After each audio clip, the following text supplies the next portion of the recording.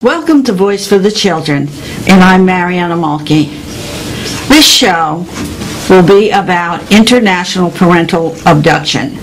That is when children are abducted from the United States into foreign countries.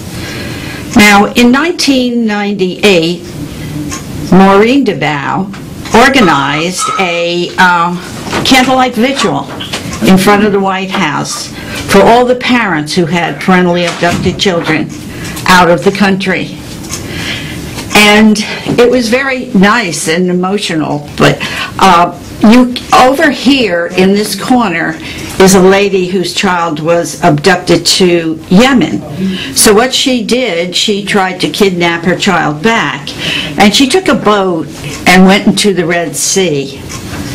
But she never came back because she drowned in the Red Sea. And over here is a little girl. The reason the little girl is here is because she's saying, "Bring my brother back." We used to sing, "Bring our children home, bring our children home." And that's what we did. One year, a lady, Margaret McLean, made a shirt for every single person that had a missing child, and we put it on the clothesline. And we would walk with it around in circles. Well, it started to pour rain, and everybody just kept walking in circles, even though it was pouring rain. So these people are really determined to get their children back, but the sad thing is that most of them never got their children back. And the only best thing they ever had was maybe they would call them after they're all grown up.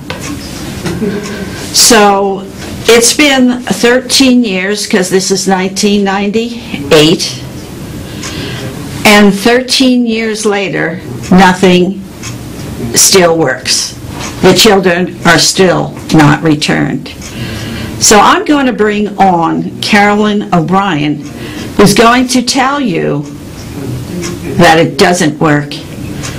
Now, she's in Nashville, all the way from Nashville, Tennessee, and she's going to describe her experience with her child who was abducted to Canada. She is 13 years old. And we'll be right back. Hi, Carolyn. This is Carolyn Obrain from all the way from Nashville, Tennessee, and she's about to prove that parentally abducted children taken out of the country are not returned, nor do they have any help. Carolyn was married for 8 years to a man who she thought she knew, and in that 8 years of marriage, she lost everything she had. And she'll tell you how that happened. How did that happen, Carolyn? Hi, Mariana. Hi. Thank you so much for having me on your show. As a left behind parent, means a lot. I hope that my story can help someone else. Thank you. Happening to them. I was married back in 1996 and to a musician named Obrain, who was a Canadian citizen. And he was here, and he was a songwriter in Nashville, or wanted to be. And we were married after a 7-month engagement, and we were married for 8 years.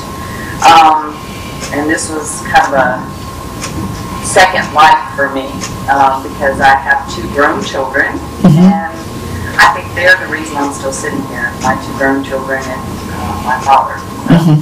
With the blessings of my Heavenly Father and those 2, I still breathe and walk around on this earth. Thank goodness for them. But during that 8-year marriage, he was a really good con man. He conned me out of everything that I ever worked hard for, all of my savings, all of my retirement.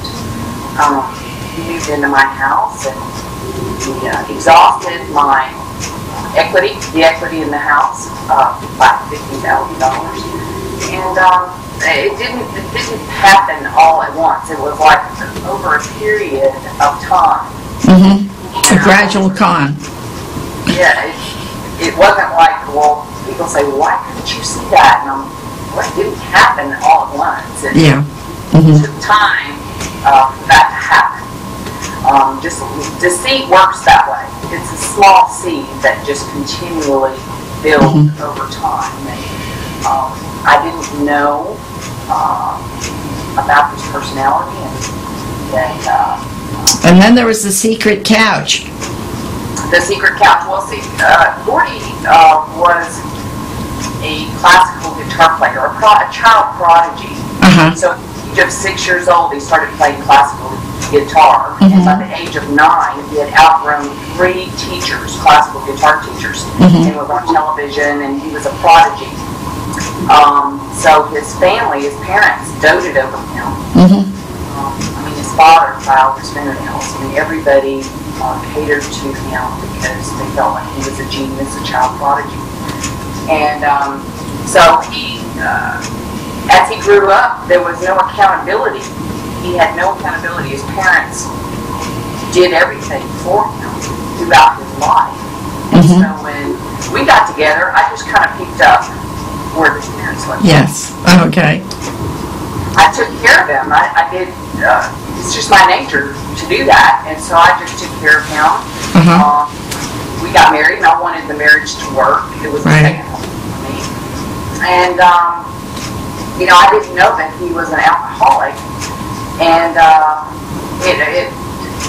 this is how it happened. You know, he slept on the couch quite often, and one day I was cleaning the couch, and I didn't understand why he slept on the couch, but I found out quickly. I was cleaning the couch, and I hit something as I was cleaning, way down in the bottom, not under the cushions, but actually inside the couch itself. I felt something, and I pulled out one vodka bottle, and then I reached down and pulled out another one, and another one, another one. I finally filled up a trash bag full of vodka bottles, and I had no idea. Well, I didn't even say anything to him. So then you knew he was an alcoholic. That's when I knew that there was a serious issue involved.